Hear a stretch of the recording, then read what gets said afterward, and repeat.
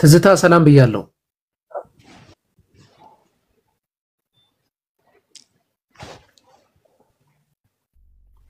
እንዴት ናችሁ? እንዴት ነሽ? ደህና ነሽ ወይ? አለሁ ደህና። ትናንት ኮሜንት ጽፌ የነበርሽው ልጅ ነሽ አይደለ? አዎ ነኛው።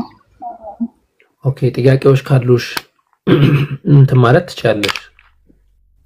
እሺ፣ በመሰረቱ ማለት ነው። እሺ እሺ፣ እኔ ጠቅላላ ያለ ጥያቄ ነበረኝ። እሺ፣ ችግር የለውም ጠይቂ። የተለየ የማውቀው ነገር ስለሌለ እዚህ ላይ ብያ ተኮር የምጠይቀው ሳይሆን እንዳጠቃላይ ለማወቅ። ኦኬ፣ የጥያቄው ፍሬ ሐሳብ ምንድነው? እኔ ስለ እስልምና የማውቀው የተለየ የሆነ ዕውቀት የለኝም። ምክንያቱም አንድ አካል ስለ አንድ ነገር ለመጠየቅ ዕውቀት ያስፈልገዋል። ያ ዕውቀት የለኝም፣ ስለ እስልምና ማወቅ ፈልጋለሁ ነው። በጣም ጥሩ ነው። በጣም ጥሩ ነው።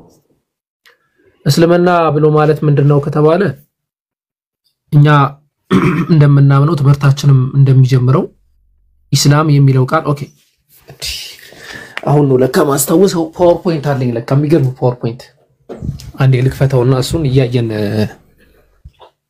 እንሞግታለን። አላህ ማብራት አልመጣም አያለ። ኦኬ ኦኬ ኦኬ። ስለዚህ ጥሩ ነው። አንዴ በቃ የመውጣት ሐሳባችንን ትተናል። ይወጣል ብላችሁ የወጣችሁ ሰዎች ተመለሱ።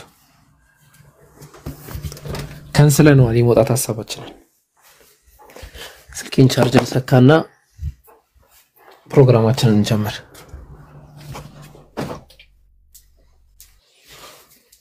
ሰሞኑን ቪዲዮ ለምንድነው ማታበራው የሚል ብዙ እንትን እየመጣ ነበርና መጽሐፍቶቼ ተደባላልቀው ቪዲዮ ለማብራት አይጋብዙምና ከዛ አንፃር ነው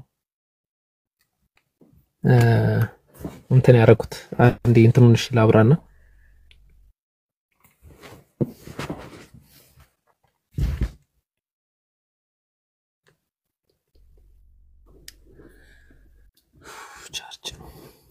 السلام عليكم استاذ. وعليكم السلام ورحمه الله وبركاته. ሰላም ነው። እንዴት ነው? ሰላም ነው አልহামዱሊላህ። ጥያቄ ነበረኝ። እሺ ቆይ እስከዛ ቀጥይ አንቺ። እኔ እስካበረውና እስከቀጥል ድረስሽ ጠይቂሽ። እሺ የሱቢ ሰላት አዛን እያሉ እየሰሙ እንዴት ማሳለፍ እንዴት ይታያል? ያ በእንቅልፍ ምክንያት ማለት ነው። ያው እንቅልፍ አይባልም፣ ከሰሙ እንቅልፍ አይባልም። እሺ ገብቶሻል? አንድ ሰው ሰማ ማለት እንቅልፍ አይደለም ነው፣ አለቀ። ግን ተኝቶ ከሆነ ነብያችን መሐመድ ሰለላሁ ዐለይሂ ወሰለም رفع القلم عن ثلاث ብለው አንደኛውን ሲጠቅሱ عن النائم حتى يستيقظ ነው ያሉት። የተኛ ሰው እስኪነሳ ድረስ አይጠየቅም ነው። ነገር ግን ሳይተኛ እያዳመጠ የሚያሳልፍ ሰው በጣም ትልቅ ወንጀልን ሰርቷል። እንዴት? አላህ Subhanahu Wa Ta'ala የአላህን ጥሪ እየሰማን አላሁ አክበር እየተባለን አላህ ከሁሉ ነገር የበለጠ ነው፣ አላህ ከሁሉ ነገር የበለጠ ነው የሚለውን ጥሪ እየሰማን እንዴት ነው ልባችን ወደዛ የማይሄደው? እንዴትስ ነው ላንሄድ የምንችለው? እንዴትስ ነው ዝም ብለን የምንቀረው? ያ አግባብ አይደለም። ይህ አለመቆርቆር ነው፣ ይህ አለማሰብ ነው፣ ይህ አለማስተንተን ነው። እና ያንን መሰረት አድርገን አላህን ልንፈራ ይገባል። አንዳንድ ሰዎች እንደውም እንትን ሰፋ ያለ ነገር እዚህ ጋር እስከ ኩፍር ደረጃ ድረስ ያደርሳሉ። እና ጥንቃቄ የሚያስፈልገው መስአላ ነው። እንደዚህ አይነት ነገር ላይ አታርፉ። እሺ ያኔ በተነሱ አብዛኛው እነዛ ሶላት ታለነስተው ይሰግዳሉ። ፀሐይ ሞተ ያኔ 12 ሰዓት ወሩ ማሳ አከረው ማለት ነው። ሁለት አይነት ነው። አንዳንዶቹ እንደው ባይሰግዱ ይሻላል ብለው የሚናገሩዋል። እንደው ባይሰግዱ ይሻላል የሚሉት ከምን አንፃር ነው? በቃ ይህ ሰው ከፍሯል ብለው ስለሚያስቡ ነው እንደዚህ አይነት ንግግር የሚናገሩ ዑለማዎች። ጠንካራ የሆኑ ማስረጃዎች አላቸው። ባይዘው ቀላል አይደለም። በቃ ከፍሯል ተዋቸው። እነዚህ ሰዎች በቃ ከእንደገና ተውበት ነው ማለት እንትን ሸሃዳ ነው መያዝ ያለባቸው ይለዋል። ከባድ ነገር ስለሆነ እኮ። አንዳንዶቹ ደግሞ አይ እንደዛ አይደለም በቃ ይስገዱ ተውበት ግን ማድረግ አለባቸው ብለው የሚናገሩ ከዛ ማውጣት አለባቸው ይለዋል። ከዛ ማውጣት አለባቸው የሚሉት አልከፈረም ብለው የሚያስቡ ናቸው። ከፍሯል የሚሉት ግን ተውበት ነው ከዛ የሚባል ነገር የለበትም ብለው ነው የሚያስቡት። ስለዚህ ምንድነው የሚደረገው? አጠቃላይ የዑለማዎች ኢጅማዕ ለምሳሌ እነ ሼኽ ኢብኑ ባዝ ወገይሪሂም ምንድነው እነሱ ከፍሯል ብለው ያስባሉ። ግን ኢጅማዕ አልዑለማ አቋም ያ አይደለም። የዑለማዎች ኢጅማዕ ምንድነው ያ አካል ቀዳውን ማውጣት አለበት እና ተውበትም ማድረግ አለበት ብለው ያምናሉ። هذا هو الصواب መደረግ ያለበትም ይሄ ነው። ተግባባን ታችን? አዎ ወንድ ጀዛከላህ ኸይር ኡስታዝ። አዎ ተግባባን። እሺ ወያከሽ አንድ እየከፈትኩኝ ስለሆነ ነው የሆነ ፓወርፖይንት እየከፈትኩኝ ስለሆነ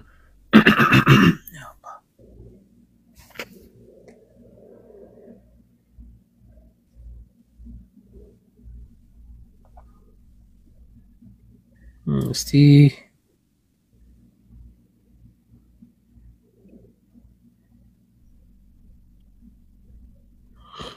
እንዴት አገሱ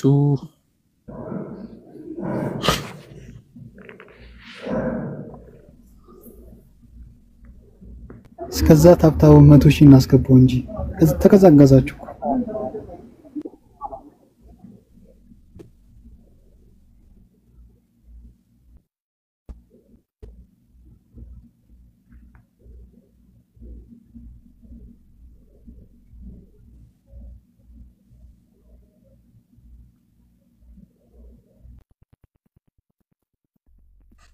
ታብታብ ከዛን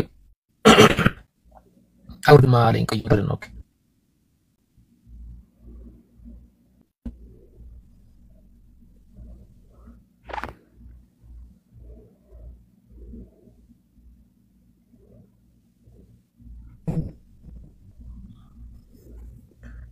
አንዴ ታብታብ ኮፒ በደንብ አድርጉ።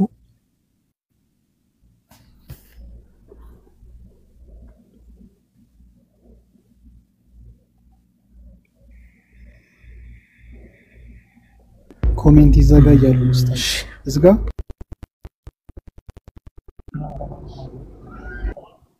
እኔ ግን ኮሜንት ሲዘጋ ይደብረኛል ሐቂቃ ማለት ነው። ለምን እንደሆነ አላውቅም፣ ግን ኮሜንት ሲዘጋ ብዙ ደስ አይለኝም። ሰው የፈለገውን ነገር መናገር መብት አለው ብዬ ስለማመን ይመስለኛል ኮሜንት ባይዘጋ ደስ ይለኛል። መብታቸው ነው።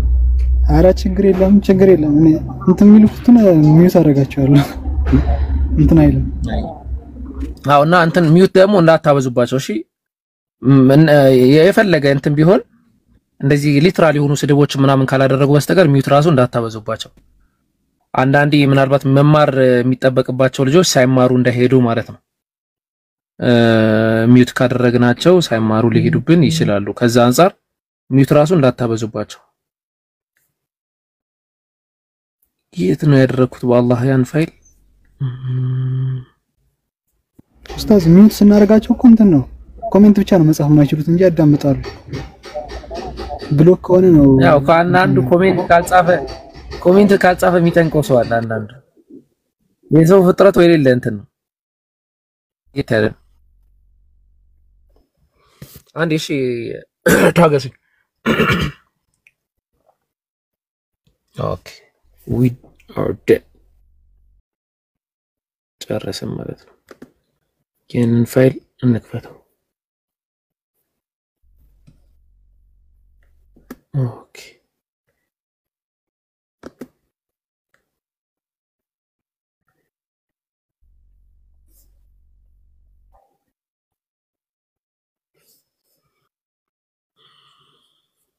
presentation mode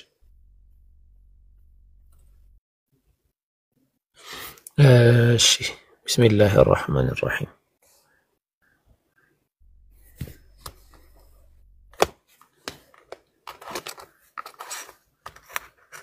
ይህ አንድ አካል ኢስላም ምን ማለት ነው የሚል ጥያቄ ሲያነሳ ለዛ ምን ሰጠው ቀለል ያለ መልስ ነው። እሺ ስለ እስልምና ነው የጠየቀችው አጠቃላይ ማለት ነው። እስልምና ምን ማለት ነው የልጅቷ ጥያቄ እና አብራራላት። እስልምናን ከቋንቋ አንፃር እስልምናን ስናብራራው ምን ማለት ነው ከተባለ ሰላም ማለት ነው። ኢስላም ብሎ ማለት ሰላም ማለት ነው። ከቋንቋ ይዘት አንፃር ማለት ነው። ኢስላም ሰላም ማለት ነው ማለት እኛ ሃይማኖታችን ሰላምን የሚሰብክ አስተምሮታችንም ሰላም ነው ማለት ነው። ያ ሃይማኖት ምንድነው ካልን የሰው ልጆችን ያለምንም ሐቅ የሰው ልጆችን ሐቅ እንዳንነካ የሰዎችን መብት እንዳንጋፋ የሰዎችን ህይወት እንዳናጠፋ የመሳሰሉ ነገራቶች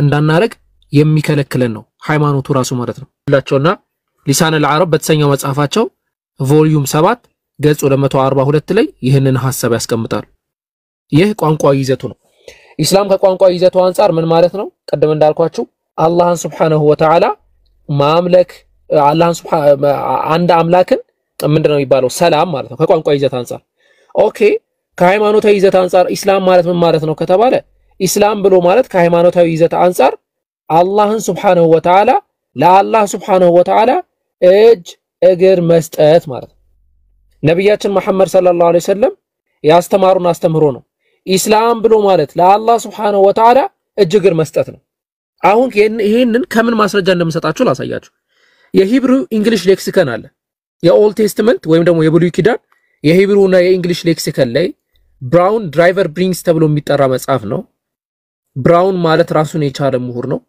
ድራይቨር ብለን የምንጠራው ራሱን የቻለ ምሁር ነው ብሪንግስ ብለን የምንጠራው ራሱን የቻለ ምሁር ነው በ1906 የተሰራ ሌክሲከን ነው ሌክሲከን ማለት በእንግሊሽ በጀርመንኛ ቋንቋ የዊሊያም ጌኔሲስን መጽሐፍ እንደ ዲክሽነሪ ነገር ማለት ነው ለካ ሂብሩ ቃል ላይ የምናገኛቸውን ቃላቶች ማብራሪያ እንደማለት እና ሶስት ምሁራኖች በሰጡት ማብራሪያ ላይ እንዲህ ብለው ያስቀምጣሉ ይሄንን ቃል ራሱ ማለት ነው ኢስላም ወይም ደግሞ ሰላም የሚለውን ቃል አስመልክቶ ይሄንን ነገር ያስቀምጣሉ ያው ሌላ ማስረጃ ማለት ነው ኦኬ resign or submit oneself to God especially to God አለ እዚህ ጋር ይታየም በዚህ ላሳያችሁ submit oneself especially to God አለ when participles ምን ተብለው ይጠራሉ አለ ሙስሊም ተብለው ይጠራሉ አለ ለአንድ አምላክ መታዘዝ ነው በቃ ስፔሻሊ ለአንድ አምላክ መታዘዝ ሙስሊም ነው ተብለው የሚጠራው አለ and religion ደግሞ ኢንፊኒቲቭ ኢስላም ተብለው ይጠራል ብለው ነው ያስቀመጡት ኢስላም ማለት ሪሊጅኑ ነው አሉ ሃይማኖት ነው ሙስሊም ነው ብለው አስቀመጡ ይሄንን ፖይንት ራሳይሽ ነው የፈለኩት ስለዚህ እስልምና ብሎ ማለት አንድ አምላክን የማምለክ አስተምሮ ነው አንድ አምላክን ብቻ ማምለክ ነው ኦኬ አንድ አምላክ ማምለክ ሲባል አንድ አምላክን ያመለከው ሁሉ ሙስሊም ነው ወይ ለምሳሌ አንድ አምላክን የሚያመልኩ ሊኖሩ ይችላሉ ያ አንድ አምላክ ደግሞ ላም ሊሆን ይችላል እንደዛ ማለት አይደለም ይህ ጨዋታ ነው ያ አንድ አምላክ አላህና አላህ መሆን መቻል አለበት ሱረቱል አንቢያ ምዕራፍ 20 አንቀጽ 108 ላይ ቁል ኢንማ ዩሃ ኢለየ አንማ ኢላሁኩም ኢላሁን ዋሂድ ወደናንተ ወደኔ የሚወደው ነገር አንድ ነገር ነው ምን አንማ ኢላሁኩም ኢላሁን ዋሂድ ጌታችሁ አንድ ነው ፈጣሪያችሁ አንድ ነው ማን ነው እሱ አላህ ነው ከዛ ምን አለ ፈሃላ አንቱም ሙስሊሙን ለእርሱ ታዛዦች ናችሁ ወይ በላቸዋል ሙስሊም ናችሁ ወይ ለዛ ለአንድ አምላክ ታዛዥ ናችሁ ወይ እኛ ሁሉንም የሚወክል እኮ ነው አንድ አምላክ ማምለክ ለአንድ አምላክ መታዘዝ የሚለው ቃል ሰው እንዴት ሙስሊም አልሆንም ብሎ እንዴት ይሞግታል ሰው እንዴት እስልምና ስተት ነው ብሎ እንዴት ይሞግታል ሙስሊም ብሎ ማለት እኮ ለአንድ አምላክ እጅ እግር መስጠት ማለት ነው የአንድ አምላክ እንደው በአትሪቢዩት መከፈል ይሄ ነው አምላክ ብሎ ማስቀመጥ ሱረቱል በቀራ ምዕራፍ 2 አንቀጽ 128 ላይ ረበና ጌታችን አሉ ይላል ማን ያለው ኢብራሂም ማን ያለው ኢስማኤል ረበና ወጀዐልና ሙስሊመይን ጌታችን ሆይ ለአንተ ሙስሊሞች አድርገና ወሚን ذريتنا امه مسلمه لك ከኛም ከዘሮቻችን ሙስሊም ኡመቶችን አድርግልና ባይብልም ላይ እንዞራለን ከፈለጋችሁ ነቢያቶች በሙሉ ሙስሊም አድርገን ብለው ነው የለመኑት ለአንተ ታዛዥ አድርገን ብለው ነው የለመኑት ካንተ ጋር በመስማማት ሰላምን መናገኝ ሰዎች አድርገን ብለው ነው የለመኑት እንቀጥላለን አሁን ሱረቱል ኢምራን ምዕራፍ 3 አንቀጽ 160 አንቀጽ 67 ላይ ኢብራሂም ይሁዲም ክርስቲያንም አልነበረም ማለት ግን ወደ ቀጥተኛው ሃይማኖት የተዘበበለ ሙስሊም ነበረ ከአጋሪዎችም አልነበሩም ማለት ሙስሊም ነበረ ሐነፍ ነበረ የሐነፊን መንገድ የሚከተል ነበረ ሐነፍ ማለት አንድ አምላክ የማምለክ አስተምሮ ማለት ነው እስልምና ማለት ነቢያቶችም በዚህ በሐነፍ መንገድ ላይ ነው ነበር ሱረቱል በቀራ ምዕራፍ 2 አንቀጽ 130 ላይ ከኢብራሂም ህግጋት ነፍሱን ያቄለ ሰው ካልሆነ በስተቀር የሚያፈገፍግ ማን ነው በቅርቢቱም ዓለም በእርግጥ መረጥ ነው አለ በመጨረሻይቱም ዓለም እርሱ ከመልካሞቹ ነው አለ ስለ ኢብራሂም ሲያወራ ቀጠል አደረገና ምን አለ ጌታው ለእርሱ ታዘዝ ባለው ጊዜ መረጠው ለዓለማት ጌታ ታዘዝኩኝ አለ ይላል ታዘዝኩኝ ለሚለው የገባው አረበኛ ቃል ምንድነው አስለምቱ ለረቢል ዓለሚን ታዘዝ ሲባል ምን በል ነው የተባለው አስሊም ሰላም ነው የተባለው እሱ ምን አለ ሰልም ያለው አለ ለአንድ አምላክ ታዝዣለሁ አለ ኢብራሂም አለይሂ ሰላም ይሄ ብቻ አይደለም ነብያችን ኑህ አለይሂ ሰላም በሱረቱል ዩኑስ ምዕራፍ 10 ቁጥር 67 ላይ ብትሸሹም አትጎዱኝም ከምንዳ ምንም አልለምናችሁም መንዳዬ በአላህ ላይ ነው እንጂ በሌላ አይደለም ከሙስሊሞችም እንድሆን ታዝዣለሁ አለ ወኡሚርቱ አን አኩነ ሚነል ሙስሊሚን ከሙስሊሞች እንድሆን ታዝዣለሁ ማናቸው ሚሉት ነብያችን ኑህ አለይሂ ሰላም ሱረቱል አዕራፍ ምዕራፍ 7 አንቀጽ 126 ላይ የጌታችንም ተአምራት በመጡለት ጊዜ ከማናቸውም በቀር ከኛ አትጠላም ጌታችን ሆይ በእኛ ላይ ትዕግስትን አፍስስ ሙስሊሞችም ሆነን ግደለናል ማን አርገን ግደለን ሙስሊም ሆነን ግደለን ማናቸው እነዚህ የፊርዓውን ጠንቋዮች ሙስሊም አርገህ እንጂ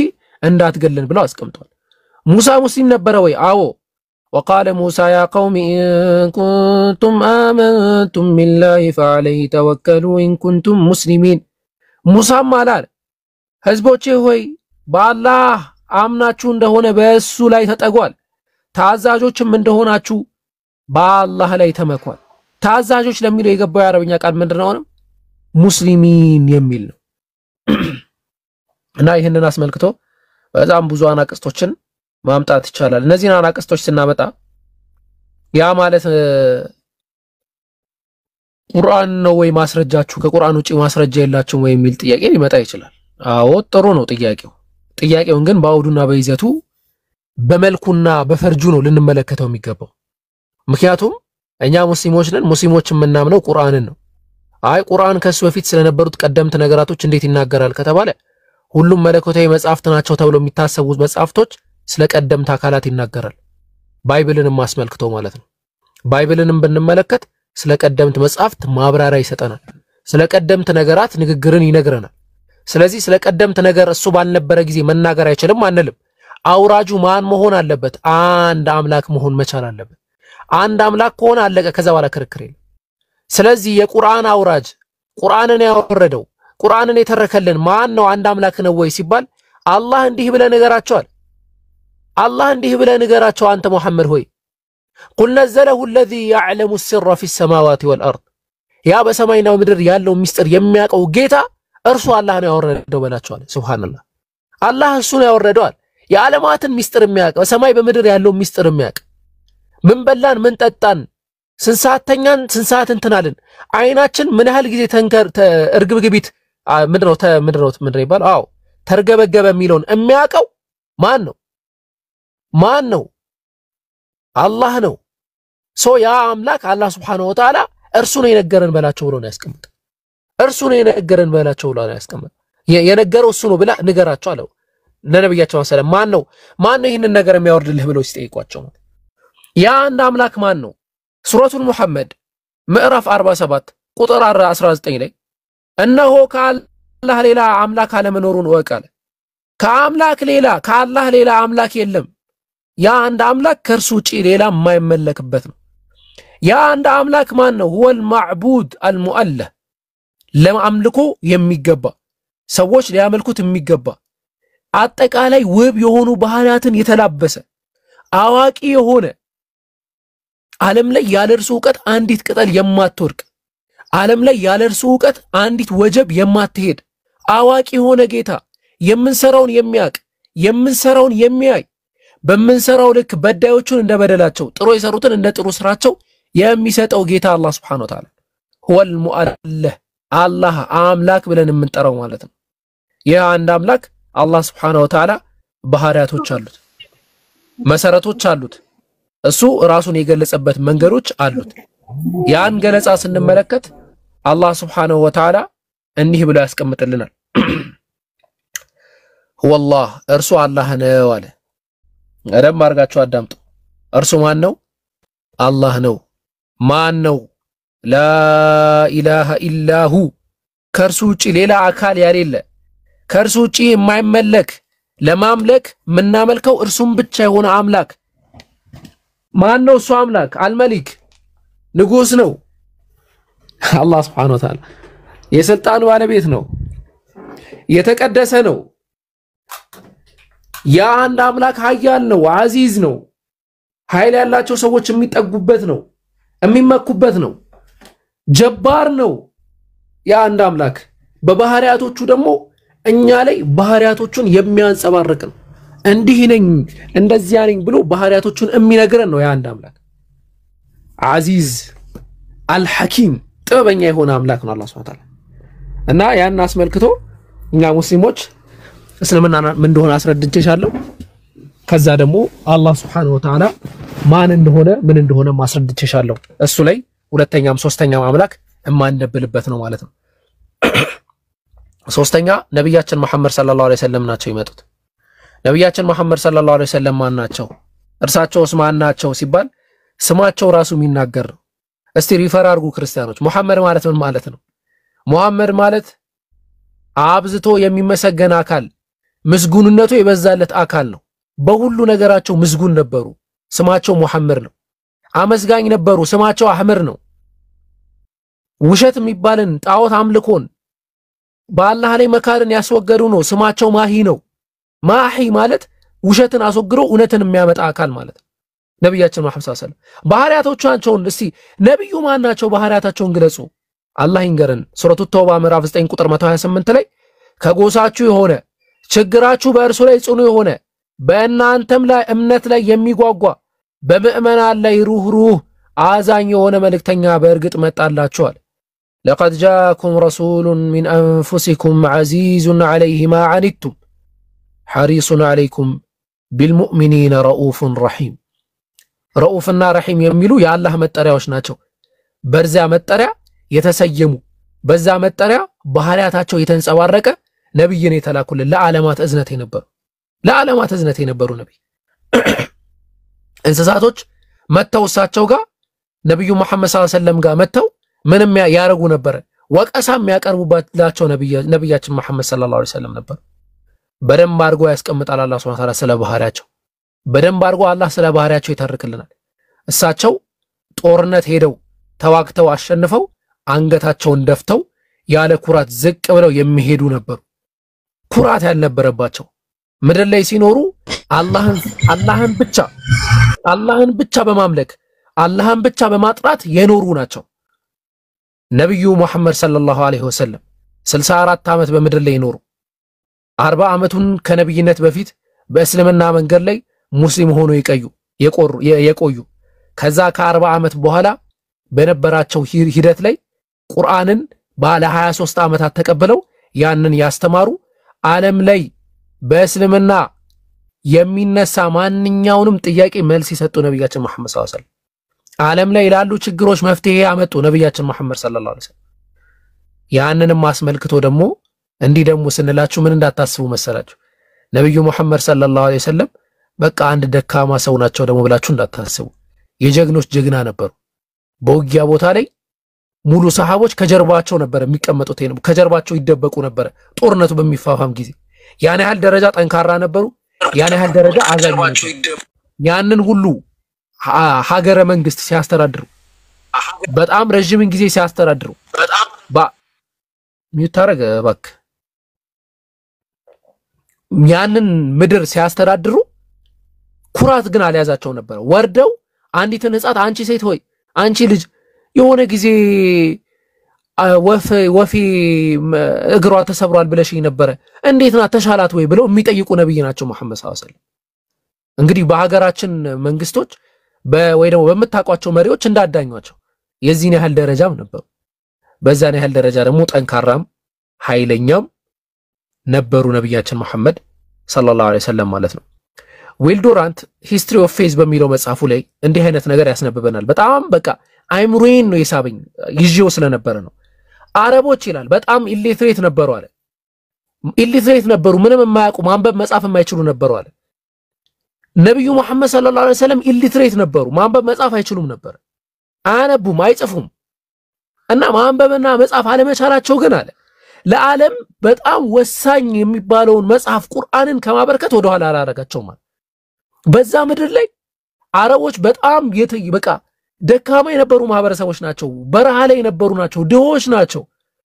እርስ በርስ የሚገዳደሉ ናቸው ሴት ልጆችን የሚቀብሩ ናቸው ከዛ አውጥተው ስልጣኔ ላይ አደረሷቸው ቢዛንታይንን በትንሽ አመታት ውስጥ እንዲያሸንፉ አደረጓቸው ከፍተኛ ሚሊተሪ ፓወር ሰጥቷቸው ከፍተኛ ዕውቀት ሰጥቷቸው ከፍተኛ ፓወር ሰጥቷቸው እና ያንን ማድረጉ ሚስጥሩ ይላል ዊል ዱራንት ነው ይሄንን የሚናገር ያን የማድረጉ ሚስጥር የሆነ ነገር ከኋላው ባይኖረው ዝም ብሎ የሚታው አይደለም እንደው ብንል ማለት ያለብን በሜዲቫል ፔሪየድ ላይ ካሉ ሰዎች በላጩ ነብዩ መሐመድ ሰለላሁ ዐለይሂ ወሰለም መሆናቸውን መመስከር አለብን ብሎ ያስቀምጠው ሱብሃንአላህ ማን ነው የሚናገረው ዊል ዱራንት ነው ሂስቶሪያን ነው ሙስሊምም አይደለም ጭራሽ የዓለምን ሂስትሪ ባጠናበት መጽሐፉ የሃይማኖትን ሂስትሪ ባጠናበት መጽሐፉ የተናገረው ነው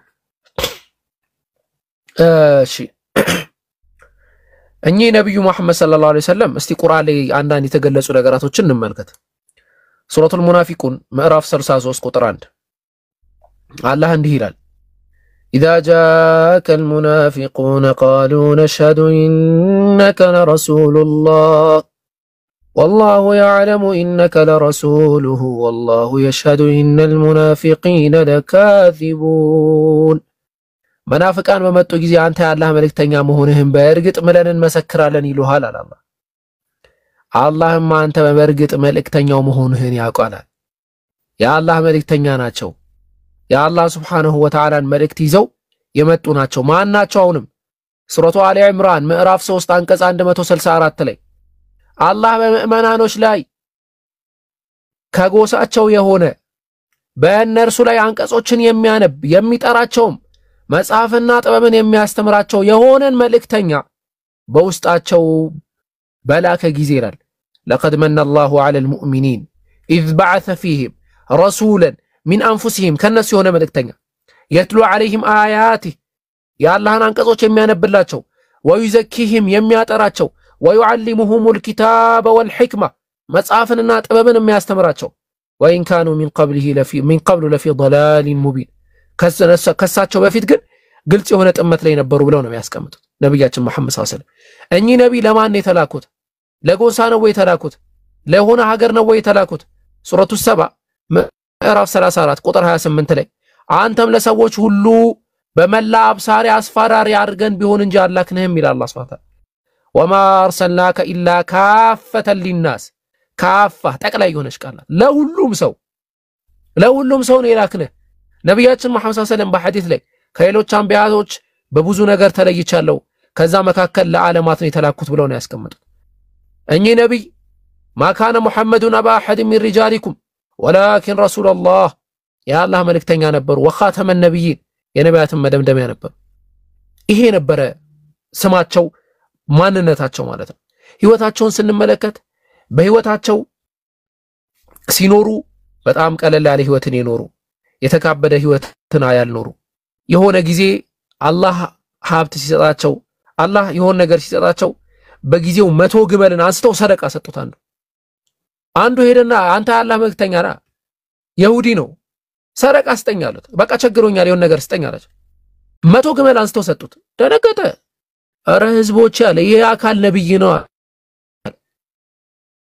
100 ግመል ማለት 100 ቦይንግ ነው ባሁን ጊዜ ቦይንግ አይሮፕላን ታውቃላችሁ አይደል ያን ያህል ቢሆን ነው በዛ ጊዜ ሑምር የሆኑ በጣም ውብ የሆኑ 100 ግመሎችን አንስተው ሲሰጡት ሻሃዳ ነው ያዘው ቀጥታ ምክንያቱም ይሄ ምን አይነት ሰው ነው ረሃብን የማይፈራ የሆነ ነገር የማይፈራ ምን አይነት ነብይ ነው ሰው ሻሃዳ ነው የሚይዘው አለ ቀጥታ ዘን የዚህን ያህል ደረጃ ህይወትን የኖሩ ናቸው ተርበዋል ተጠምተዋል ተደብድበዋል ብዙ ነገር ተደርገዋል ያ ሁሉ ግን የአላህን መንገድ ማቅናትን መሰረት ያደረገ ነብያችን መሐመድ ሰለላሁ ዐለይሂ ወሰለም ጦርነት ላይ ተከበው በጣም የሚበሉት የሚጠጡት አጥተው ሰሃቦች በቃ ነብዩ ጋር ሄደን የሆነ ነገር አርጉም በልብለው መጡ ወደ አቡበከር ሲዲቅ ሲመጡ አቡበከር ሲዲቅ ድንጋይ ያስሯል ሆዱ ላይ ከረሃብ ብዛት በዛ በረሃ በዛ ቃጠሎ እንግዲህ አረብ ሀገር ያላችሁ ሰዎች ታውቃላችሁ እና በዛ ረሃብ ላይ ሆኖ አቡበከር ሲዲቅን ርቦናል አንተ ሆይ ሲሉት ና በቃ ነብዩ ጋር እንተያይዘን እኔም ያው አሰሬን ያለውታል ነብያችን መሐመድ ሰለላሁ ዐለይሂ ወሰለም ጋር ሲሄዱ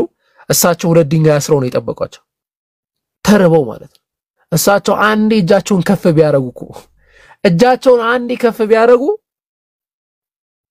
የዱንያን ያሉ ተራሮችን በሙሉ አላህ ወርቅ አርግልኝ ቢሉ ወርቅ ያረግላቸው ነው ግን ያ አይደለም አላማቸው ሀብት አይደለም አላማቸው ለዛ ነው ወሊድ ኢብኑ ሙጊራ ወደ ነብያችን ሰለላሁ ዐለይሂ ወሰለም መጣና አንተ ሙሐመድ ሆይ ያላቸው ሚስት ከሆነ የፈለከው ሚስት እንስተ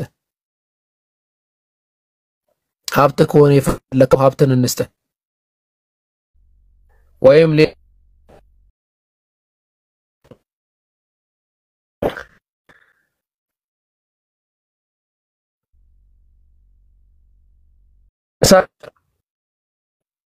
هل فرغت يا ابن الوليد يا ابن المغيرة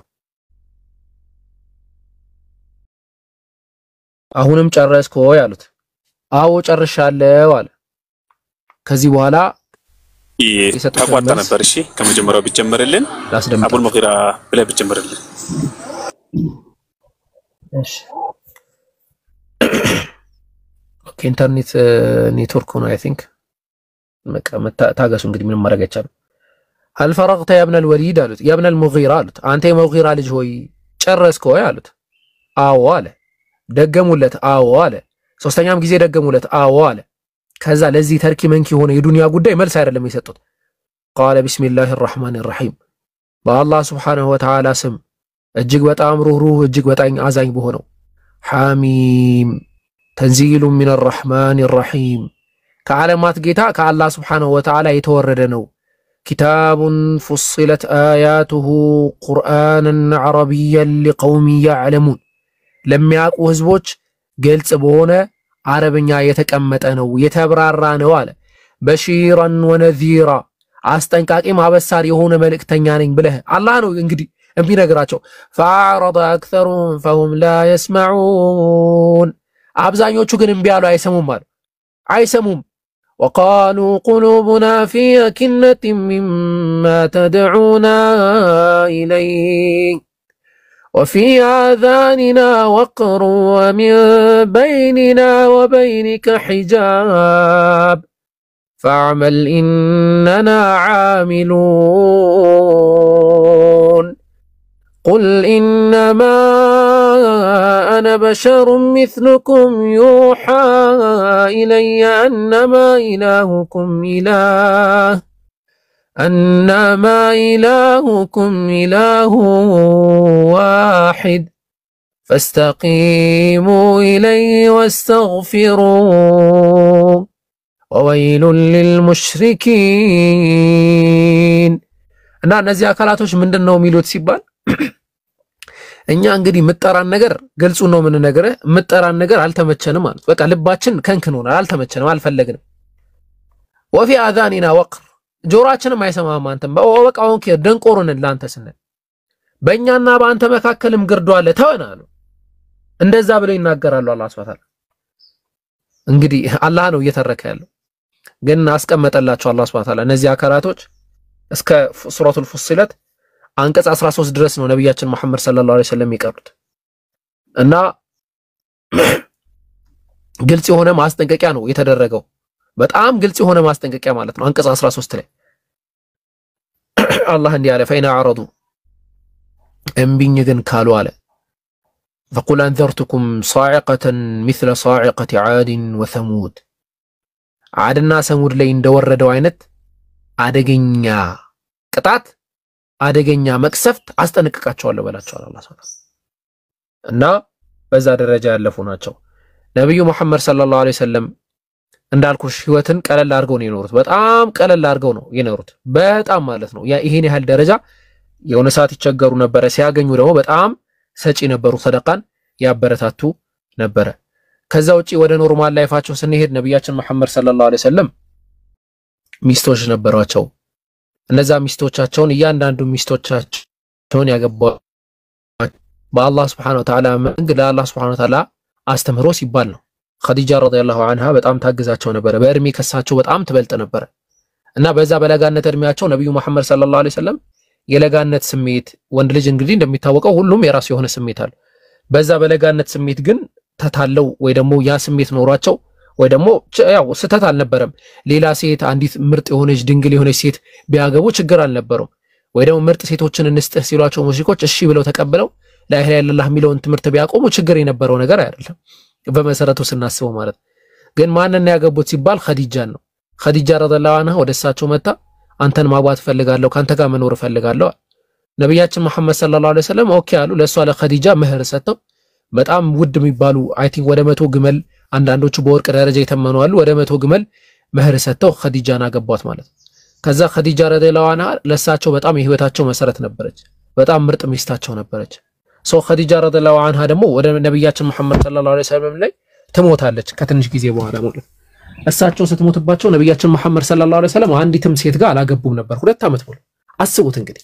2 ዓመት ሙሉ ወጣትነታቸውን የፈጁት ከኸዲጃ ጋር ነው ከዛ በኋላ 2 ዓመት ሙሉ አላገባቸው ነበር ከዛ አንዲት ሴት ወደ ነብያችን መሐመድ ሰለላሁ ዐለይሂ ወሰለም ጋር መጣ ያ ረሱላህ አንተ የአላህ መልእክተኛ ሆይ አላ ተተዘወጀ አታገባም ወይ አለቻቸው ለምን አታገባም ሳታገባ ብዙ ቆይተሃል እስቲ ማን ነው ማገባው ማን ነው አለ አይ 2 አካላቶች ናቸው ቢክራ ነው ተይባ ቢክራ አለች ድንግል የሆነች ከፈለክ ደግሞ ኖርማል ከዚህ በፊት ተገብታ የተፈታች አለች አለቻቸው ከዛ ነብዩ መሐመድ ሰለላሁ ዐለይሂ ወሰለም እሽታቸውን ሲገልጹላት እርሷ ትሄድና ወደ ኸውላናት ትሄድና ወደ ሰውዳና ወደ አይሻ ረዲየላሁ ዐንሃ ቤት አባት እናቷ ጋር ሁለቱም ጋር ሄዳ ሁለቱንም ለጋብቻ ትጠይቃለች የና ሁለቱ ጋብቻ መጠየቅ ላይ በጣም ትልቅ አስተምሮ አለው ለኛ ሙስሊሞች ማለት ነው ነብያችን መሐመድ ሰለላሁ ዐለይሂ ወሰለም በእድሜ በጣም ገፋች ከምትባለው ሰውዳ ወይም ደግሞ ኸዲጃ ጋር ተጋብተዋል በእድሜ ደግሞ በጣም ለጋናት ከምትባለው አይሻ ረዲየላሁ ዐንሃም ጋር ተጋብተዋል ከሁለቱም ጋር ግን በፍቅር በሚገርም ሁኔታ ኖሯል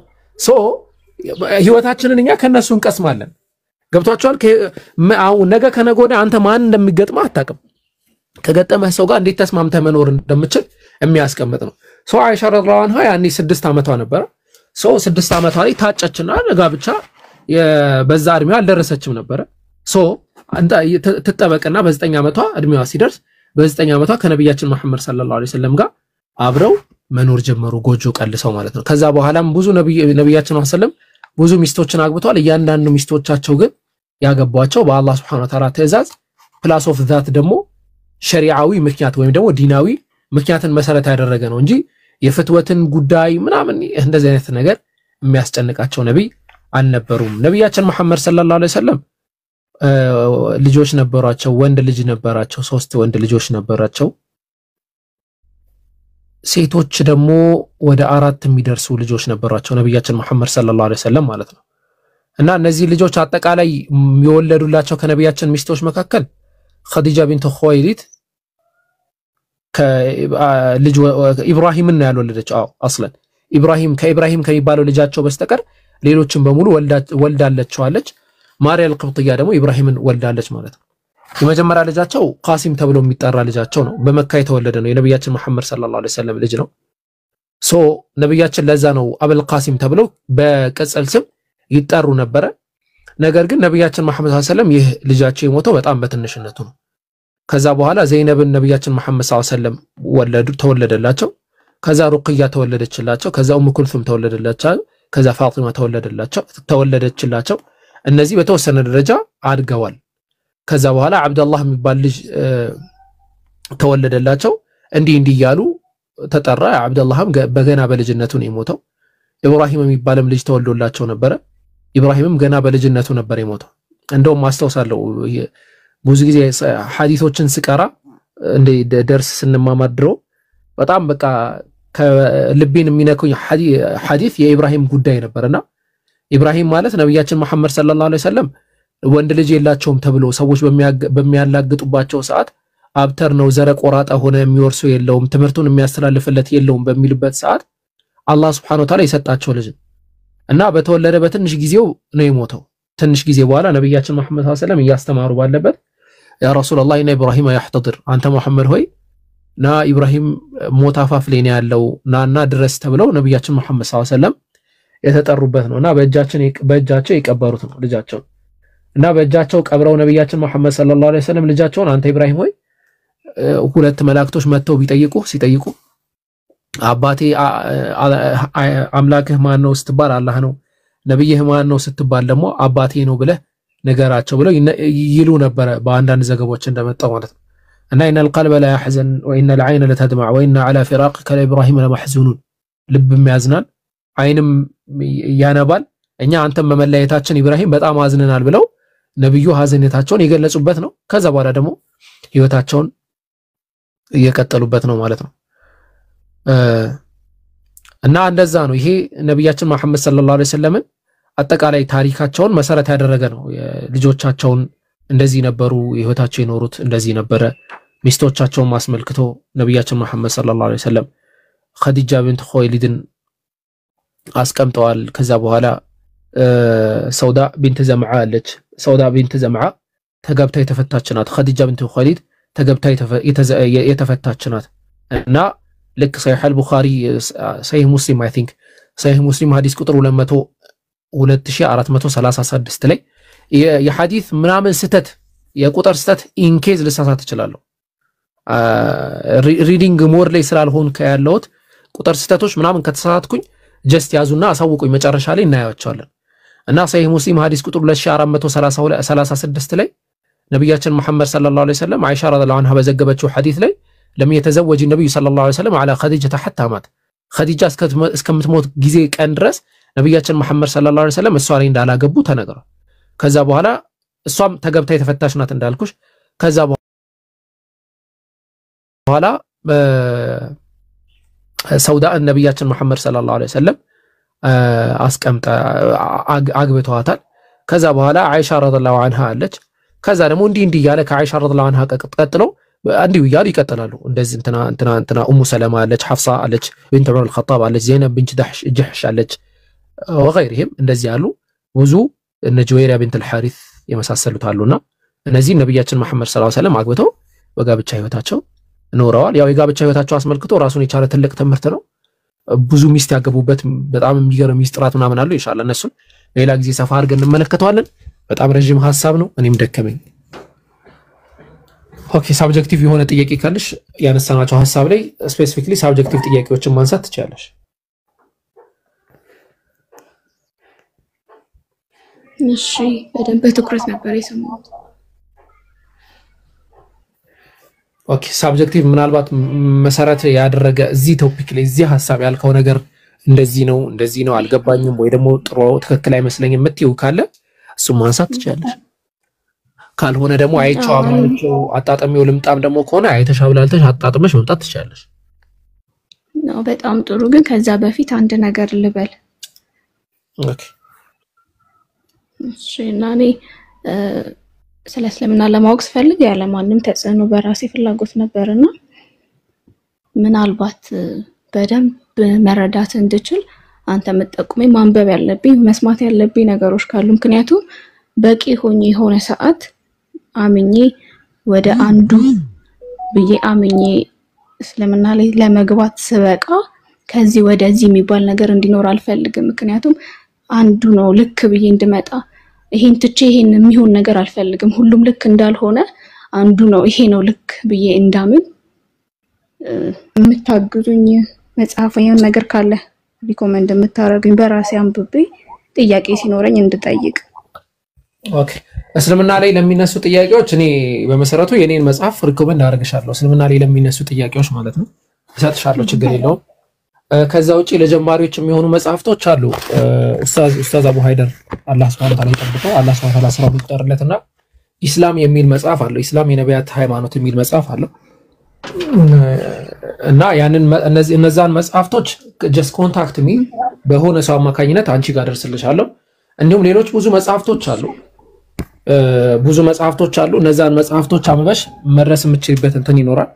ከዛ ውጪ ደግሞ አይ ሰፋ ያለ ጥናት ነው የምፈልገው፣ ሰፋ ያለ ምርመራ ነው የምፈልገው ካልሽ ደግሞ ያንን ሰፋ ያለ ምርመራዎችን ደግሞ የምታገኝባቸው ቴሌግራም ላይ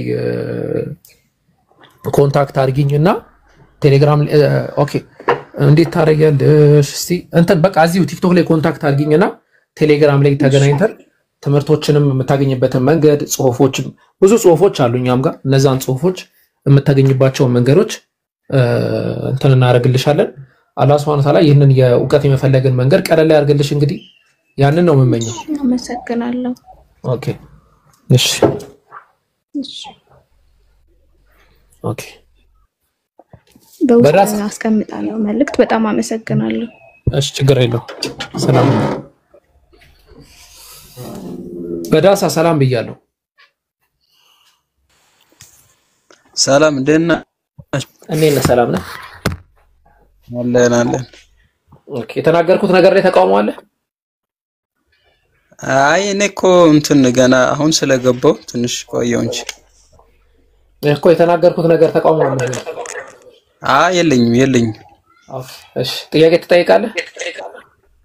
አዎ ከፈቀዳችሁልኝ ትጠይቃለህ ነው ያልኩት። አዎ ለመጠየቅ እፈልጋለሁ። እኔ መጠየቅ ስለፈን ጥያቄ ትጠይቃለህ ነው ያልኩት። ትጠይቃለህ እና ትጠይቃለህ ይለያያል። ትችላላችሁ። እሺ ጠይቅሽ። እሺ አይ መጽሐፍ ቅዱስን ስለምታነቡ መጽሐፍ ቅዱስንም ታውቃላችሁና ታነባላችሁና ስለዚህ ደግሞ እስካሁን ካነበባችሁትና ከተረዳችሁት ነገር ስለ ኢየሱስ ክርስቶስ የተጻፈውን ምን ትላላችሁ? ወይስ ደግሞ ኢየሱስን ማን ትላላችሁ እናንተ እንደ ሙስሊሞች ማለት ነው? ኢየሱስ ክርስቶስ እሱ ወህያው የእግዚአብሔር ልጅ ነው ይላል አይደል? እንትና ጴጥሮስ የሰው ልጅ ማን ይሉታል ሲባል አይደለ? በዲሳ አዎ የህያው የእግዚአብሔር ልጅ ነው ይላል። እኛ ኤክስፕሊሲትሊ እንመለከተዋለን። ኤክስፕሊሲትሊ ኢንሴንስ ምን ማለት ነው? የህያው የእግዚአብሔር ልጅ ነው የሚለውን ለምሳሌ ማቴዎስ ወንጌል ላይ ያለውን ዘገባ በማርቆስ ወንጌል ላይ ስትመለከተው ወይም ሌሎች ዘገባዎች ላይ ብትመለከተው የእግዚአብሔር ልጅ የሚለው ቃል መሲህ ማለት ነው። ቅቡዕ የተቀባ እንደማለት ነው የሚጠቀሙት በእነሱ ዩዜጅ ማለት ነው። መሲህ ቅቡዕ መሆኑን እናምናለን። ኢየሱስ ክርስቶስ መሲህ መሆኑን በልብህ ብታምን ነው የሚለው። መሲህ ወይም የተቀባ መሆኑን ብታምን ይላል። እኛ ኢየሱስ ክርስቶስ የተቀባ መሆኑን እናምናለን በመሰረቱ ማለት ነው። ለዛ ነው ማርቆስ ወንጌል የመጨረሻው ምዕራፍ ላይ ኢየሱስ ክርስቶስ ተሰቀለ ምናምን ከሚለው ትንታኔ በኋላ የኢየሱስ ክርስቶስ ሐዋርያት በመንገድ ላይ እየሄዱ ኢየሱስ ክርስቶስ ራሱ ይመጣና ስለማን እያወራችሁ ነው ብሎ ይጠይቃቸዋል። ይህ ስለምንድን ነው ሲሏቸው በእግዚአብሔርና በሰው ፊት አስተውሉ፣ በእግዚአብሔርና በሰው ፊት በስራ ሁሉ የከበረ ይሁን ምናምን ስለነበረው ስለ ክርስቶስ ኢየሱስ ነው ብለው ነው የሚያስቀምጡት።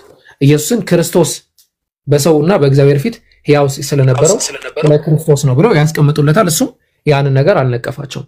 ሌላው ኢየሱስን ማን ብላችሁ ታምኑታላችሁ? ኢየሱስን ሰው ነው ብለን እናምናለን። ፉል የሆነ ሰው ነው፣ ልክ እንደኛ የሆነ ሰው ነው ብለን እናምናለን።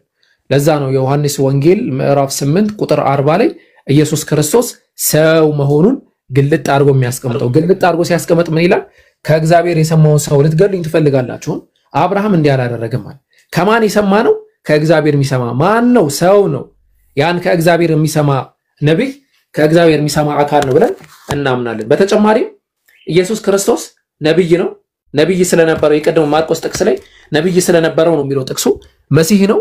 ከዛ በኋላስ ምንድነው? ከእግዚአብሔር የሚሰማ የነበረ አካል ነው። ያ ነው ዮሐንስ ወንጌል ምዕራፍ 17 ቁጥር 3 ላይ የዘላለም ሕይወትን ብቻ እውነተኛ አምላክ የሆንክ አንተም የላከውም ኢየሱስ ክርስቶስ ያውቁ ዘንድ ይህች የዘላለም ሕይወት ናት ይላል። ሰው ኢየሱስ ክርስቶስ እንደዛ ነው ብለን እናምናለን። ይህ አስተምሮ የኛ ብቻ አስተምሮ አይደለም። አምላክና ኢየሱስ ክርስቶስን መለየት የሚጀምረው ከኛ አይደለም፣ በመሰረቱ ማለት ነው። ከኛ ሳይሆን ሐሳቡ መጀመሪያ ደረጃ የሚጀምረው በደንብ አድርጋችሁ አስተውሉ። መጀመሪያ ደረጃ የሚጀምረው ከሐዋርያት ነው። ሐዋርያት ከዛ በኋላ ደግሞ ከሐዋርያት ቀጥሎ የመጡት ትላልቅ አበዎች አፖስቶሊክ ፋዘርስ ብለን የምንጠራቸው ሙሉ በሙሉ ኢየሱስ ክርስቶስን ከአምላክ ለይተው ነበር የሚያስቀምጡት ሙሉ በሙሉ ማለት ነው። እነ ኢግናሽየስን መመልከት እነ ክሌመንት መመልከት ይቻላል። ለምሳሌ ኦልደስት የሆነው ወይም ደግሞ በጣም የቆየው የሐዋርያን አበው ወይ ደግሞ የሐዋርያት ተማሪ በማን ነው? ኤፌሶን ላይ ተጠቅሶ ፊልጵስዩስ ላይ ተጠቅሷል ክሌመንት እና ፊልጵስዩስ ላይ የተጠቀሰው ክሌመንት ኦፍ ዘ ሩም ተብሎ የሚሰኘው አካል ወደ ከተማ በጻፈው የቤተክርስቲያን ደብዳቤ ላይ ምን ብሎ ነው ያስቀመጠው? አምላክን በኢየሱስ ክርስቶስ በኩል ለአምላክ ክብር ይሁን ብሎ ነው ያስቀመጠው። ኢየሱስ ክርስቶስና አምላክን ሊትራሊ ለይቶታል። ማንን ከማን?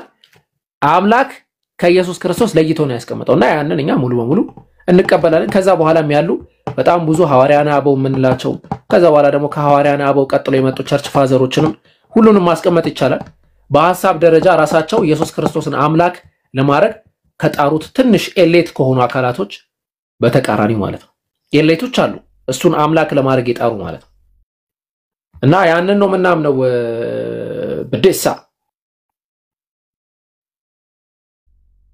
እሺ እንትን አንድ ነገርም ማለት ግልጽ ያገንትን መልስ ስለሚፈልግ ልጅ ነው ግን የአብ ልጅ ብላችሁ ታምናላችሁ? ኢየሱስ የአብ ልጅ ነው ብላችሁ ታምናላችሁ? ካነበባችሁት ማለት ነው። አታምኑ? አዎ ኦኬ የአብ ልጅ ነው ብላችሁ አትቀበሉትም ማለት ነው። አዎ ወደ በዓለም ላይ ዲዝም ማለት ምን ማለት ነው? አምላክ ፈጠረና ተወን ነው በቃ ረስቶናል ፈጥሮት ተወናል አይነት ሐሳብ ዲዝም ተብሎ ይጠራል። ኤግኖስቲክ ደግሞ ማለት ምንድነው? አምላክ አለ ወይስ የለም ስትራቸው የለምም አለምም አላቅም the part of skepticism ኦኬ ወጥ part of skepticism ይባላል። በቃ መሸሸት አለም የለም አላቅም ይላሉ። አሁን ደግሞ ሞደርን ደግሞ የመጡት ምን ይላሉ?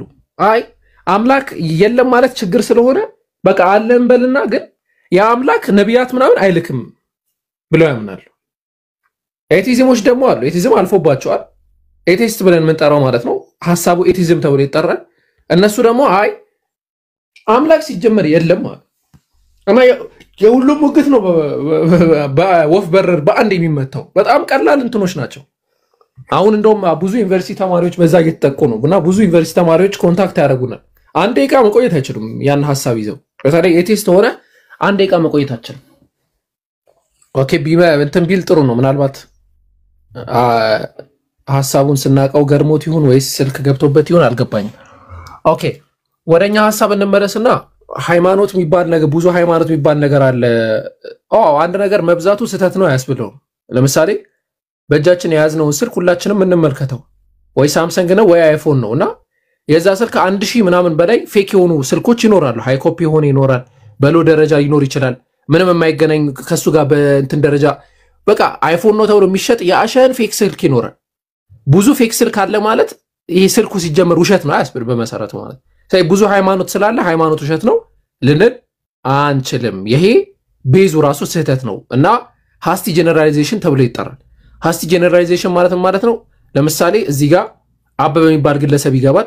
ከዛ ልክ እኔን ሲያናግረኝ እኔን ሳይሆን እዚህ ጋር ያውቃል የሚል ያው እህት ትመስለኛለች። ልክ እሷን ሲያናገራት የሴት ድምጽ ሰማ።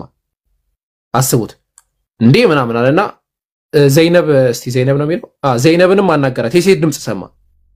አረ ቆይ ምናምን ብሎ ከታች ኡኽቲን ሲያናገራት እሷን የሴት ድምጽ ሲሰማ ምን ይላል? በቃ 257ቱም ሰዎች ሴቶች ናቸው ይባላል።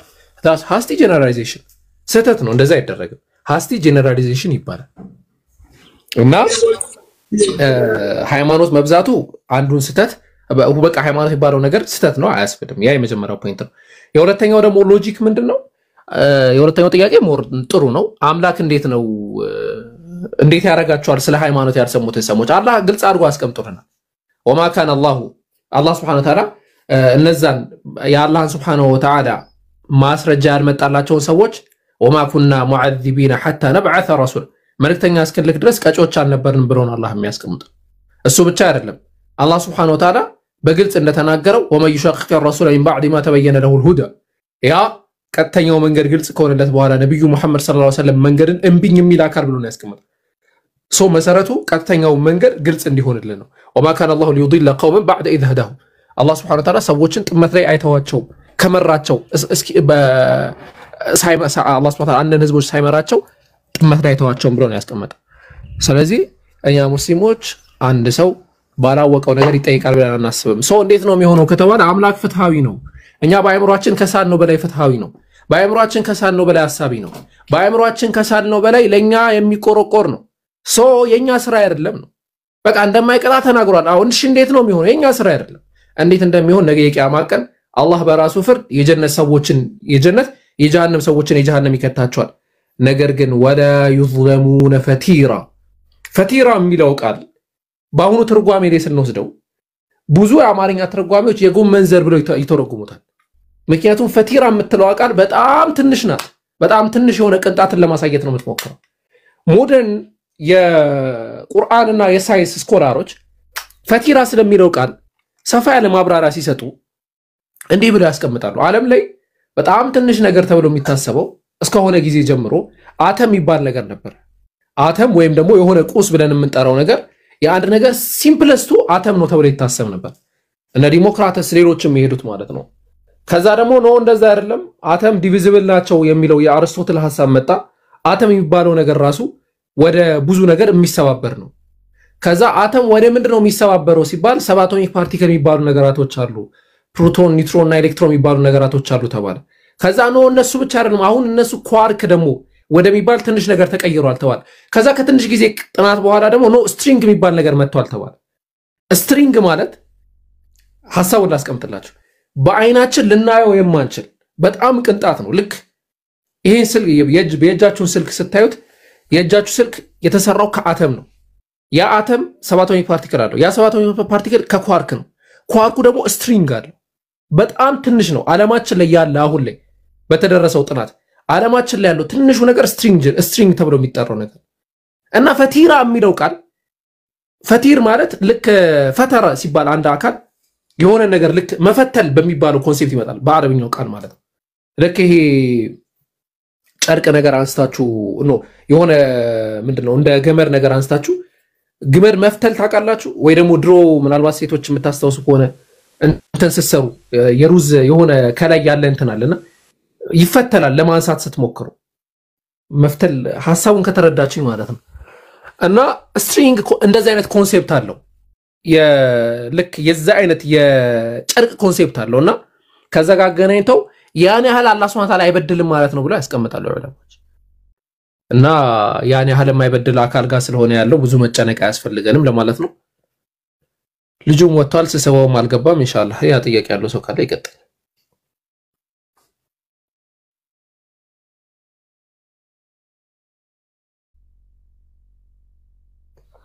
ጥያቄ ካላችሁ ቀጥሉ ጥያቄ ከሌላችሁ ደግሞ ኢንሻአላህ ጥያቄ ያለው አካል ይገባል እነሱ ደግሞ ይቀጥላሉ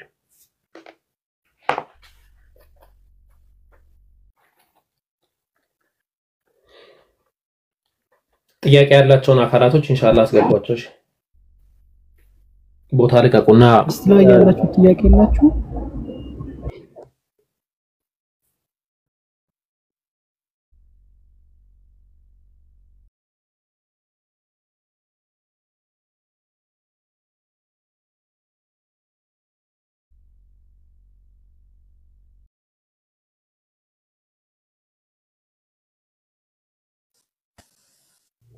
የሆነ ጊዜ ባይዘው በጣም ሰፊ ፕሮግራም አድርገን ነበርና አንድ ሁለት ቀን በጣም ፍሬ ያፈራ ፕሮግራም ነበር አስተዋውሳለሁ የነብዩ መሐመድ ሰለላሁ ዐለይሂ ወሰለም ነብይነትን ለምን አትቀበሉም የሚል ፕሮግራም ማለት ነውና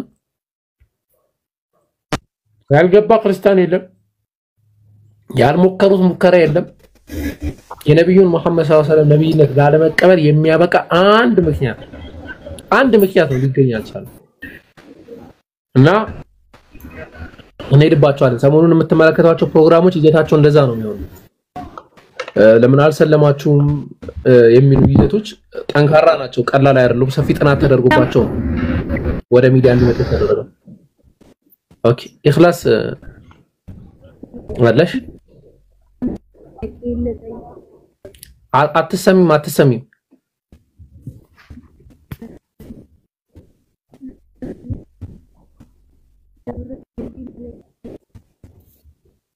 ኦኬ ሌላ ሰው አስቀጥሉ አትሰሚም እህታችን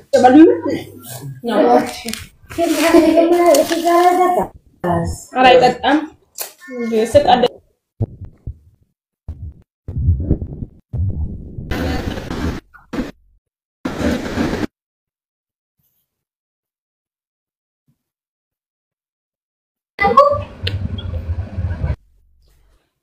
ኦኬ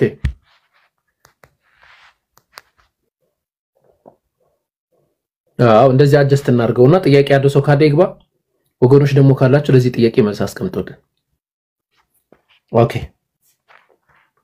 እሺ አንዴ ገስቱ ሙሉ ውረዱ በቃ እና ጥያቄ ያለው ሰው ካለ ይገባል ኢንሻአላህ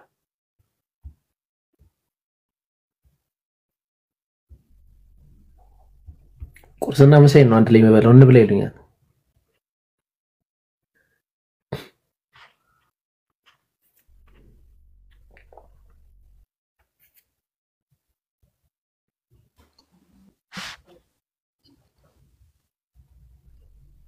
السلام عليكم أبوكي.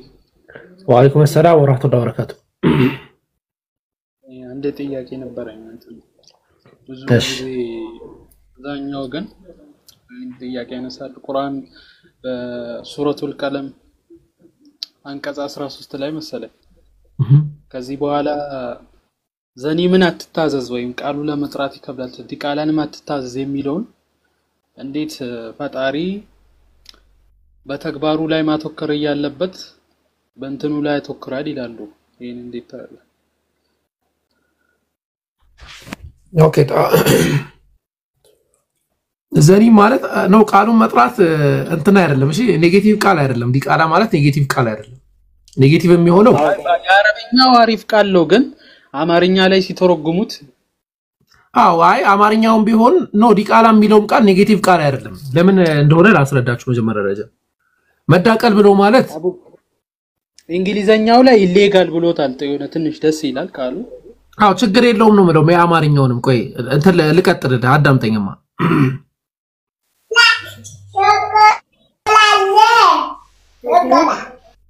ሐሳቡ መዳቀል ከሚለው ቃል የመጣ ነው። ድቅል ይባላል ወይም የተዳቀለ ይባላል። ለምሳሌ አንድን እጽዋት ከዛ አምጥታችሁ ከሌላ እጽዋት ጋር እንዲገናኙ ብታረጉ ተዳቀለ ይባላል። ነጭ በሬ ከጥቁር በሬ ጋር እንዲገናኝ ስታረጉ ተዳቀለ ይባላል። ዲቃላ ማለት የተዳቀለ ማለት ነው። ኔጌቲቭ የሚሆነው መች ነው ሲባል በስድብ አይነት ወይ ሲቀርብ ነው። ለምሳሌ እንትና ድቅል ነው ይባላል። የተዳቀለ ነው። የውጭ ሰውና ሀበሻ ምናልባት አብረው የወለዱ ሰው እንደዛ የታገራቸው ይገለጻል። እና ቁርአኑ ላይ ሲያስቀምጠው ሊትራሊ የሆነ ያንን ቃል ነው የተጠቀመው አይደለም። ዘኒ በሚለው ቃል ኪናያ ነው በመሰረቱ ማለት ነው። ወደ አማርኛ ሲያመጣው ሊትራሉን ተጠቅመውታል። ሆይ ለምን እንደዛ እንዳደረጉት አልገባኝም። ግን ያም ቢሆን ዳትማች ብዙ እንትን የሚያመጣ አይደለም። እና ለምንድነው ያንን ያደረገው ሲባል አላህ Subhanahu Wa Ta'ala ያ ሰውዬ ይክር ነበረ እንዳልሆነ ማለት ነው። እና ነው አያውቅም ነበረ ኢቭን እና ያንን ሲሰማ በጣም ገርሞት እናቱ ጋር ሄዶ ሲጠይቅ አዎ ብላ እንትን አለችው። አዎ እንደዛ ነው አንተ የተወለድከው በዚህ ምክንያት ነው ብላ አስቀመጠችለት ማለት ነው። እና አላህ ያንዳንዱ ንግግሩ ያንዳንዱ ቃሉ ሂክማ ያለው ነው። ዝም ብሎ የመጣ አይደለም። ሂክማን መሰረት ያደረገ። ስለዚህ ያንን መሰረት ያደረገ ያ ሰውዬ እንደዛ መሆኑን የሚኮራው እንደዛ እንደሆነ ራሱን ማወቅ ስላለበት ራሱን እንዲያውቅ ነው አላህ ያደረገው። ያንን መሰረት ያደረገ ነው። ስድብም አይደለም፣ ንግግርም አይደለም። ያንን መሰረት አድርገን ኦኬ ይቅርብን፣ ግን ይበቃል።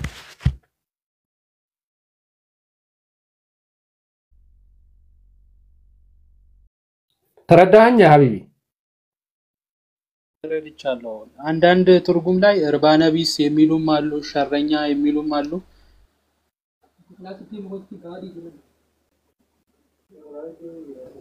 ዘኒም የሚለው ቃል ብዙ ትርጓሜ መያዝ ስለሚችል ነው። ግን የተፈለገበት ነገር ከዝሙት መወለዱን ለማሳወቅ ነው። ያንን አያውቅም ነበረ። በኋላ ላይ ሲጠይቅ ደግሞ እናቱን ኦኬ እንደዛ ነው እንዴ ምናምን ብሎ አወቀ ማለት ነው።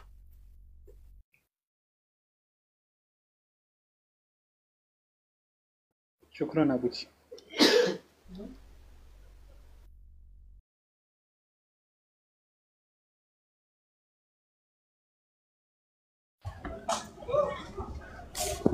ሰላም አለይኩም ወራህመቱላህ።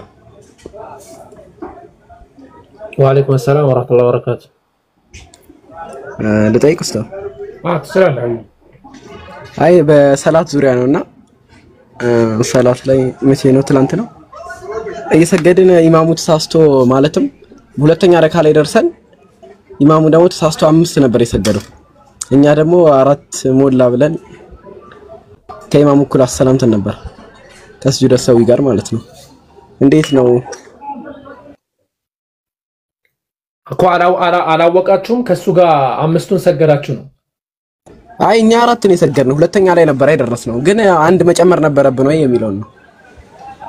አይ ምን ኢማሙ 5 ስለሰገደ 5 ገዳ አይባልም። እንደውም አላህ ተጠብቋችሁ በቃ እናንተ 4ታችሁን ሰግዳ 4 ነው የሰገዳችሁት አይደል እናንተ? አዎ የደረስነው ሁለተኛ ላይ ስለነበር ችግር የለውም። 4ቱን ሰግዳችሁ እናንተ ብቻ እንትን ትላላችሁ። ለማፊ ምሽክል እንደውም አላህ ተጠብቋችሁ ሌላ ነገር ላይ አትገቡም። አይ 5ኛው ረካ ባጢል ነው ምናምን የሚባል ነገር ስለሰማሁ ከዚህ በፊት ዋላ አቆን እናንተ ላይ ሆነማ እሱ በስተት ያደረገው ነገር ነው። በስተት አንድ ሰው ሊጨምርም ሊቀንስም ይችላል። መጨመሩ መቀነሱም ከስተት የመነጨ ነው፣ ከመርሳት የመነጨ ነው። ነብያችን መሐመድ ሰለላሁ ዐለይሂ ወሰለም አንድን ሰላት አሳጥረው ከሰገዱ በኋላ አይ ነብዩ ይሄ ነገር እኮ አጥሯል ሲባሉ አረጋገጡ። አው እንደዛ ነው ሲባሉ እነማ አነ በሸር እኔ እንደናንተ ሰው ነኝ፣ አንሳ ከማተን ሰው እንደምትረሱት እኔ ምረሳለሁ። ሰው በመረሳ ጊዜ አስታውሱኝ ያለው። ስለዚህ ማንም ሊረሳ ይችላል። እናንተ ግን አታውቁም ያንን። ስለዚህ እስካላወቃችሁ ድረስ እናንተ ላይ ምንም ይፈጥረው ነገር የለም። ምን ችግር የለውም። እሺ ጀዛኩሙላሁ ኸይር። ወያክ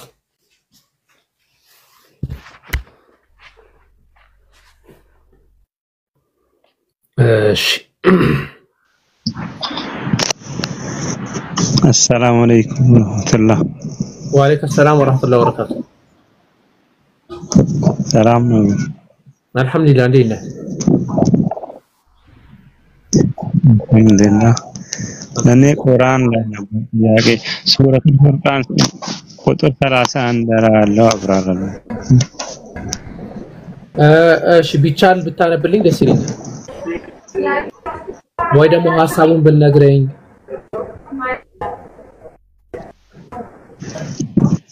ከነቢይ ጠላት አድርጋ ከሁሉም ነቢይ ጠላት አድርገና ምናምን ነበር የሚለው ግን አሁን ስልኬ አንድ ስለሆነ እንትን አሉት።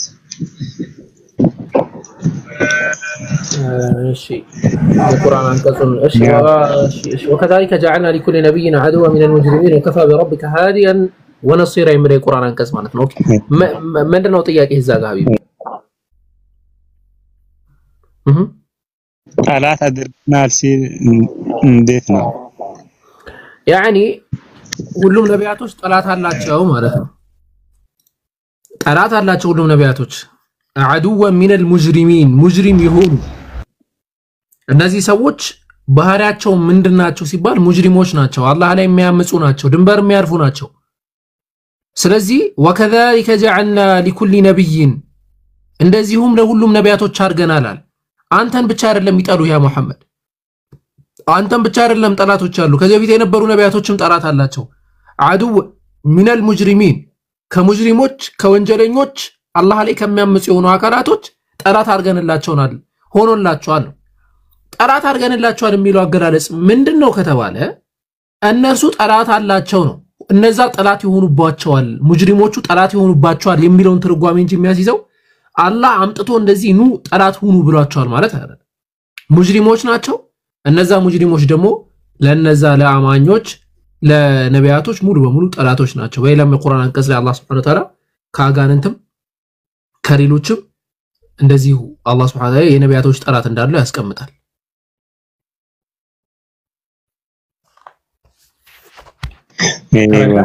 እንጂ ራሱ አምጥቶ ጠላት ሆኖ ቢላቸው እንዳልሆነ ነው የሚያሳየው። አይደለም ቀጠል ያደርግናኮ እንዲሁም መምራትና አሸናፊ እንዲሆን ማድረግ በጌታ ይበቃል ብሎ ነው የሚያስቀምጠው። وكفى بربك هاديا ونصيرا እንዲህ ብሎ ነው ለሚያስቀምጠው።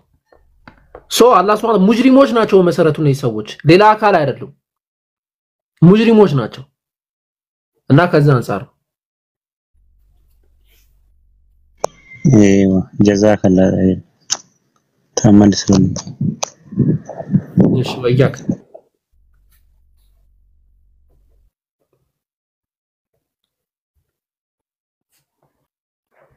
ኦኬ ሌላ ጥያቄ ያለው ሰው ካለ ይቀጥል።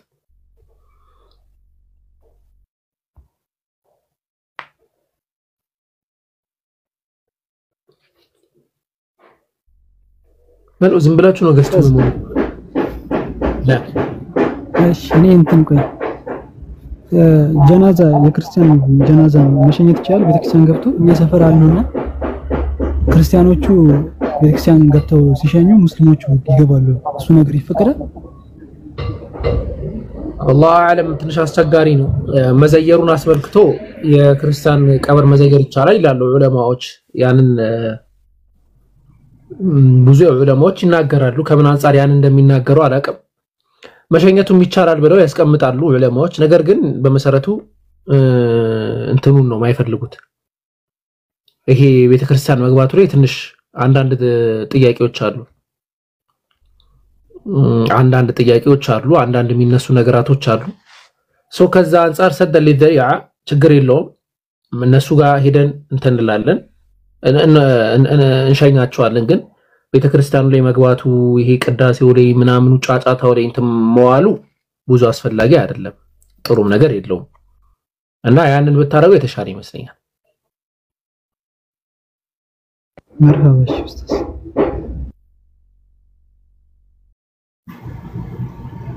እሺ ሰላም አለይኩም አቡበከር። ወአለይኩም ሰላም ወራህመቱላሂ ወበረካቱ። በቅድሚያ ለምታደርገው ዳዕዋ ጀዛከላህ። የኔ ጥያቄ ምንድነው? ቀብርን በተመለከተ ነው ጥያቄ። እሱ ምንድነው ጥያቄ?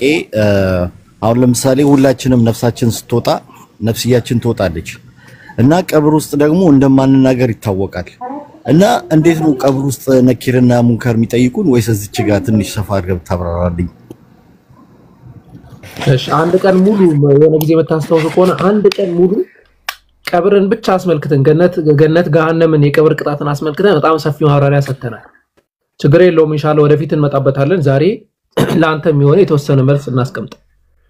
የሰው ልጆች በቁርአንም በሐዲስም እንደመጣው ቀብር ኢማ ረውደቱ ሚን ሪያዲል ጀነህ አው ሑፈሩ ሚን ሑፈሪ ናር የጀነትን ሽታ የጀነትን ጸጋ የምናይበት ቦታ ወይ ደግሞ ከገሃነም ሸለቆች መካከል አንዱ ነው ሊሆን የሚችለው። የቀብር ቅጣት የሚባል ነገር አለ ነው አላህ ወለንዚቀነሁም ሚነል ዐዛቢል አድና ዱነል ዐዛቢል አክበር ለዐለሁም የርጂዑን ትንሹ የሆነውን ቅጣት ከትልቁ ቅጣት በፊት እንቀጣቸዋለን ይላል አላህ ሱብሓነሁ ወተዓላ። ይህ ቅጣት ምንድነው ሲባል ቃል ኢብኑ መስዑድ ረህመቱላሂ ዐለይሂ ዐዛቡል ቀብር ኢብኑ መስዑድ ረዲየላሁ ዐንሁ አላህ ሱብሓነሁ ወተዓላ ስራቸውን ይደድላቸውና ምን ብለው ነው ያስቀመጡት? ያ ዐዛበል ቀብር ነው ስለ ቀብር ቅጣት ነው ብለው ነው የሚያስቀምጡት። ስለዚህ ያ የቀብር ቅጣት አለ። የቀብር ቅጣትን አስመልክቶ የነኪር ሙንከርን አስመልክቶ ያ ሁሉ ነገራቶች እንዴት ነው ማን ነው እንዴት ነው የምንጠየቀው? ሩሃችን ከሰውነታችን ይለያል አይደለም የሚል ጥያቄ ይመጣል። አዎ ሩሃችን ከሰውነታችን ይለያል። የሙእመን ሩህ ስትሆን የሙእመኗ ሩህ ወደ ላይ ትወጣለች። ማን هذه الروح الطيبه ይህች ምን አይነት ውብ የሆነች ሩህ ናት? የማን ሩህ ናት? ምንድናት ተብሎ ይጠይቃል። አይ የገሌ ናት። ከዛ አንቺ መልካም ሩህ ሆይ አንቺ መልካም መንፈስ ሆይ እንኳን እንትን መጣሽ ከዚህ በኋላ ጥሩ ነገር ይጠብቅሻል ብለው ያበስሯታል። ከዛ በኋላ ወረታች እንድትመለስ ይደረጋል። የሙጅሪሙን በተመሳሳይ ደረጃ ይወቀሳል። ወረታች እንዲመለስ ይደረግና ሰውነት ውስጥ ይገባል ነው የተባለው። ሩህ የሚባለው ነገር ወደ ሰውነታችን ይመለሳል። ወደ ሰውነታችን ሲመለስ ግን ያኛው ዓለም እንደዚህ ዓለም አይደለም። አንጮህበትም። ለምሳሌ ሲጮሁ አንሰማም። ጮህታቸው ከኛ ዴሲ በላይ ነው ከጆሮአችን መስማት ከሚችልበት አቅም ማለት ነው። በእጃቸው ተንቀሳቅሰው ሊፈነቅሉ አይችሉም። በቃ ያን ነገር ማህዱር ነው አይችሉም። ለየት ያለ ዓለም ነው። ግን ሩሃቸው ወደ ሰውነታቸው እንደሚመለስ እንደሚጠየቁም እንደሚቀጡ ነብያችን መሐመድ ሰለላሁ ዐለይሂ ወሰለም ነግረውናል። ከዛ በኋላ ደግሞ መቀስቀስ የሚባለው ኮንሴፕት ሙሉ በሙሉ መንቀሳቀስ በሚችሉበት መንገድ የሚቀሰቀሱበት ጊዜ ደግሞ ይመጣል ማለት ነው። ሩህ ደግሞ ትመለሳለች ስንል ኦኬ ሩህ የምትመለስ ከሆነ ስጋ ይበሰብስ የለው ያለ አው ስጋ እኮ የሚበሰብሰው በእኛ አይን ነው። አላህ Subhanahu Wa Ta'ala ዘንድ ያ የሚባል ነገር የለም። ያኛው ዓለም ሌላ ዓለም ነው። መላእክቶችን ሰይጣን አጋንንቶችን የምንመለከትበት ሌላ ዓለም እና ያንን መሰረት ያደረገ ሙግትም ሐሳብም ነው የምናነሳው። ኦኬ እዚህ ላይ ወስደው ማለት ነው ሩሁ ተመልሳ ለሰውየው ያው ገይብም ሆኖ ሩሃ ተመልሳ ሰውየው ሲገብቶ ኦኬ እዚህ ላይ ተከከላ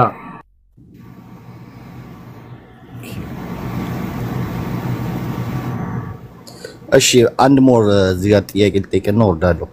ይሄን የቀብርን ጥያቄ የሚናገር ወይም የሚያብራራ የቁርአን አያ አለ የምታስታውሰው ካለ ለማወቅ ነው።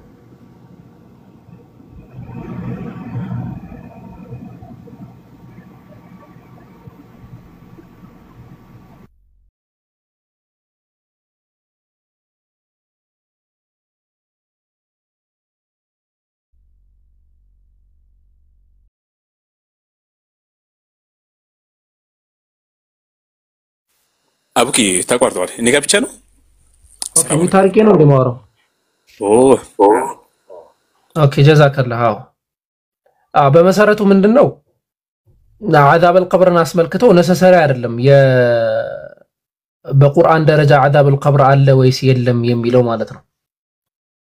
ለምን የእስልምና ሸሪዓው ያው የቁርአኑን እንመጣለን። የእስልምና ሸሪዓ ከሶስት ነገር አንፃር ይነሳል። ቁርአን አለ፣ ሐዲስ አለ፣ ዘነው የዑለሞች ኢጅማዕ አለ። ሶስቱም የራሱ የሆነ ማስረጃ አለው። አላህ Subhanahu Wa Ta'ala የቅጣትን አስመልክቶ መመልከት እንችላለን። ለምሳሌ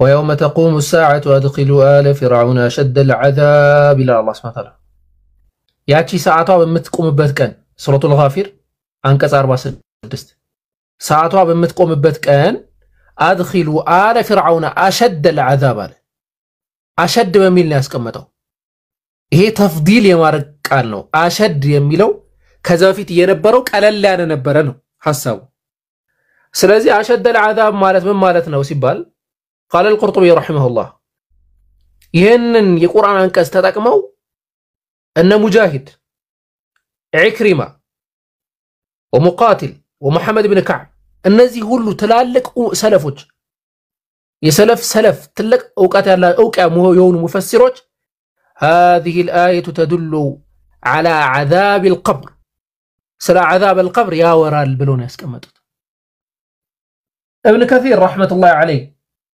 وهذه الآية أصل كبير في استدلال أهل السنة على عذاب البرزخ في القبور وقبر لي يقبر قطات لمنورو يا أهل السنة تلقوا ما سرجانوا تفسير ابن كثير فوليوم 4 جز 82 ስለዚህ عذاب القبر ለመኖሩ የሚናገሩ የቁርአን አናቀስቶች በጣም ብዙ ናቸው ቀደም እየተጠቀስኩልህ ነበር ነብያችን መሐመድ ሰለላሁ ዐለይሂ ወሰለም በሐዲታቸው ላይ ተናግረዋል ሰሒህ አልቡኻሪ ስለ ጀናዛ በሚያወራው ሐዲስ ቁጥር 1283 ላይ አይሻ ረዲየላሁ ዐንሃ በዘገበችው ሐዲስ أن يهودية دخلت عليها عندت يهود ورسوا قباج فذكرت عذاب القبر سلا عذاب القبر نقرشت عذاب القبر يبان نقر على من هم بلا مالت فقالت لها أعاذك الله من عذاب القبر الله كعذاب القبر كقبر قطعت يطبقش بلا طيقة فسألت عائشة رضي الله عنها رسول الله صلى الله عليه وسلم عن عذاب القبر ነብያችንን አይሻ ጠየቀቻት ኦኬ ነገር እውነት ነው እንዴ عذاب القبر የሚባል ነገር ምንድነው ብለው ጠየቀቻት فقال نعم عذاب القبر أو عذاب القبر የሚባል ነገር አለ አሉ ነብያችን መሐመድ ሰለላሁ ዐለይሂ ወሰለም قالت عائشة رضي الله عنها فما رأيت رسول الله صلى الله عليه وسلم بعد صلى صلاة إلا تعوذ من عذاب القبر سبحان الله ነብያችን መሐመድ ሰለላሁ ዐለይሂ ወሰለም ከዛ ቀን ጀምሮ ከዛ በኋላ ሁሌ ሳየው عذاب القبر الله ሆይ ከعذاب القبر ጠብቀኝ ሳይሉ እንትን በዘወር ብለው ያቁም ሁሌ ነበር አላህን የሚጠይቁታል ስለዚህ عذاب القبر የሚባለው ነገር ሐቅ ነው የቀብር ቅጣት የሚባለው ነገር ሐቅ ነው አላህ በቁርአን ላይ ተናግረናል በደንብ አድርጎ ተናግሯል ያ ወይለና من بعثنا من مرقدنا هذا ما وعد الرحمن وصدق المرسلون እስከ መርቀድ ተብሎ የተጠቀሰው የቅጣት ታይምን ነው ጊዜን ነው ሱረቱል ያሲን ላይ ማለት ነው እና ያንን አስመልክቶ የቀብር ቅጣት ሐቅ ነው የቀብር ቅጣት ለመኖሩ ብዙ ማስረጃዎች ከቁርአንም ከሐዲስ ማምጣት ይቻላል ግን ከቁርአን ብቻ ወይ ከሐዲስ ብቻ ማለታችን ዛት ማሽ ብዙ ጥቅም የለውም ምክንያቱም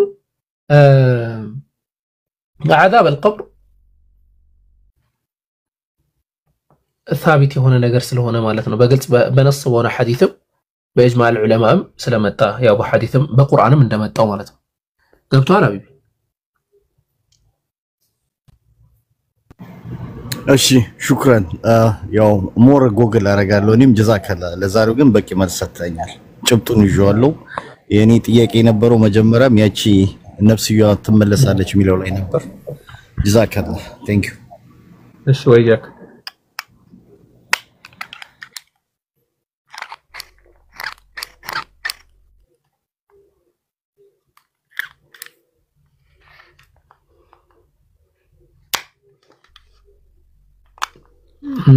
እና ሌላ ጥያቄ ያላችሁ ከተው በክርስትና አስተምሮ ባይዘው ቅጣት ብሎ ማለት ከሞት በኋላ ነው ብለ ያምናሉ በመሰረቱ ማለት ነው ማቴዎስ ወንጌል ምዕራፍ 29 ቁጥር 28 አካባቢ ያለውን ጥቅስ አይ ቲንክ እየተጠቀሙ እንደዚህ አይነት ሙግቶችን ሊሞግቱ ይሞክራሉ በእነሱም ማብረጃ አለ የቅጣት ማብረጃ ቀድሞ የሚገቡበት የሚነጡበት ቦታ አለ ከዛ በኋላ ደግሞ ወደ ዋናው ቅጣት የሚሄዱበት ማለት ነው ማቴዎስ ወንጌል ምዕራፍ 25 ቁጥር 42 እስከ 31 ጀምሮ እንዲሁም እዛው እስከ 46 ከ31 እስከ 46 ጀምሮ ያለውን ሐተታው ተመለከቱት በደንብ ሐሳቦችን ማግኘት ትችላላችሁ ማለት ነው ኢንሻአላህ ኦኬ ጥያቄ ያለው ሰው ካለ መቀጠል ይችላል ካሌላችሁ ደግሞ ስልኪ በጣም ቻርጅ ሁለተኛውም ቻርጅ ሳላረግ ረስቸው ማብራት ጠፍቶብኝ ሊዘጋ ነው ስለዚህ ያው ኢንሻአላህ ማታ አብራት ይመጣል ብዬ አስባለሁ ማታ እንገናኛለን ትምህርት ይኖረናል ማለት ነው። ማታ ፒኬ ጋር ማለት ነው። ፒኬ ጋር መገናኘታችን አይቀርም ኢንሻአላህ። አላህ በሰማንበት የምንጠቀም ያድርገን። ኦኬ ለዛሬ እዚህ ጋር እንጨርሳለን ማለት ነው። እሺ መርሐባ ጀዛኩሙላህ ኸይረን አቡክ ኢንሻአላህ አላህ ይጠብቅ አላህ ይቀበል።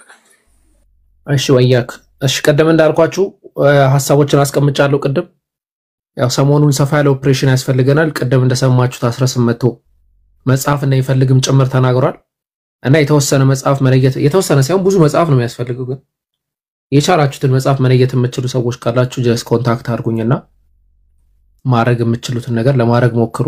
የኔን መጽሐፍ በደንብ ስለተፈለገ ለማለት ነው።